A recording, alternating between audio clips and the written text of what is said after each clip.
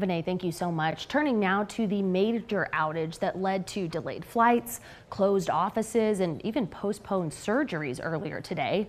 Austin-based tech security company CrowdStrike says the problems were caused by a defect found in a singular content update for Windows hosts.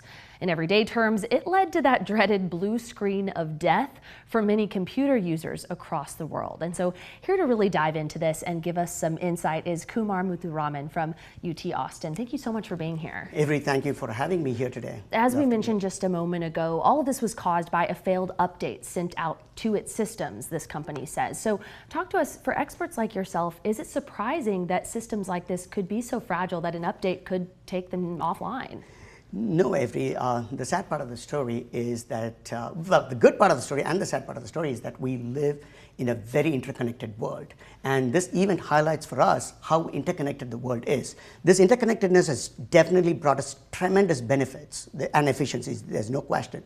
But at the same time, it also has brought in this heightened systemic risk. When one domino falls, it's certainly going to knock out a ton of other dominoes across the world. And this is the world we are in today, and we can certainly hope that we minimize these incidences and we are better prepared for it, but I don't think these are going away anytime soon.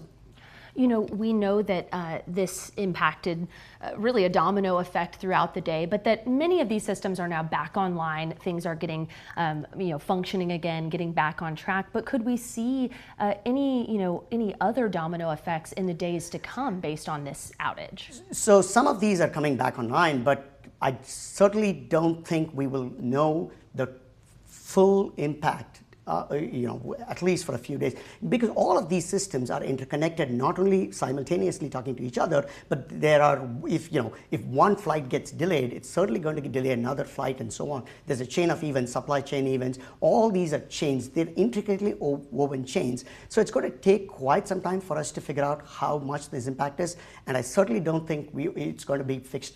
Everything is going to just go away and become what it was yesterday, right? We're certainly going to see, side effects from it keep coming back and reminding us that this happened. So we know that this was not related in any way to a cyber attack, but oftentimes when we hear things like this, that's what people's minds jump to. So talk to us, could an outage like this make this company or others more susceptible to cyber attacks in the future?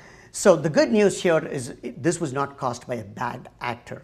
But remember, bad actors are always looking for errors we make to take advantage of it. Even me clicking on one wrong attachment on my email, my bad error can cause a complete disruption to my life, right? So every single time we, the good folks, make some error, it allows the bad actors to take advantage of it. And certainly such errors and other errors that we might make in the future are definitely going to give bad actors opportunities. In that way, yes, it's kind of something to worry about, but this alone was not a cyber attack. You mentioned at the beginning the interconnected nature of our world. Technology is a part of everything we do, and everything's talking to each other. So this could be something we see more and more. What should companies like this one, or really systems as a whole, be doing to try to get ahead of these things? Good question, and there's no way we're going back to where we were, which is a non-interconnected world. Every conceivable object that we can think of, we're trying to hook it to the internet.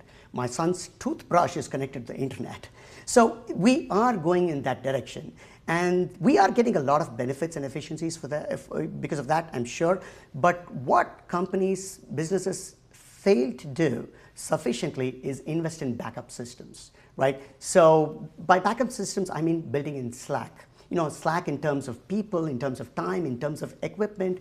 So these systemic risks are going to be with us, and they are going to cause disruptions. The only two things we can hope for is that we minimize these disruptions, and when these disruptions happen, it's not a question of if, it's a question of when these disruptions happen, how quickly can we become online?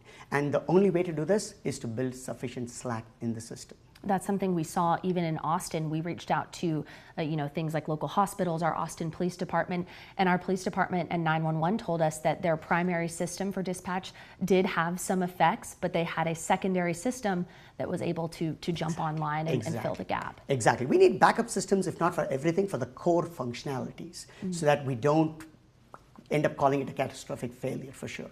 Really important insight. Kumar, thank you so much for being here. We want to get over now to our forecast.